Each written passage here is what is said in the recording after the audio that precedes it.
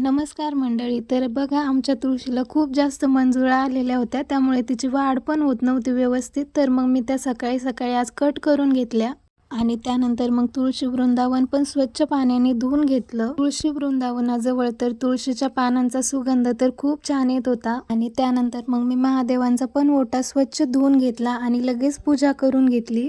बाहेरची पूजा करून झाल्यानंतर लगेच छान अशी घरातली पूजा करून घेतली आणि त्यानंतर लगेच लागली स्वयंपाकाला. तर आज मला बनवायच्या होत्या वरणातल्या चौपुड्या. तर याला कोणी कोणी वरणफळी म्हणतात, पण आमच्याकडे याला चौपुड्याच म्हणतात. याची रेसिपी एकदम सोपी आहे. काही नाही, फक्त आपण जसं फोडणीचं वरण बनवतो तसं वरण बनवून घ्यायचं अगोदर.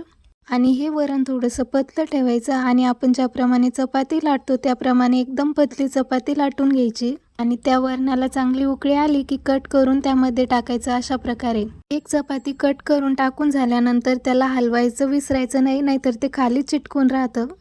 आणि याला गॅसच्या मीडियम फ्लेमवरती 10 ते 15 मिनिटं चांगलं शिजू द्यायचं. तोपर्यंत मी प्रिशूला आंघोळ घातली, तर तिला तिच्या हातानेच कपडे घालायचे असते आणि तिच्यासाठी पण मी थोड्या फिक्क्या चौपुड्या बनवल्या होत्या साईडला. तर तिला अगोदर भरलं आणि त्यानंतर आम्ही सगळ्यांनी मस्त जेवण केलं.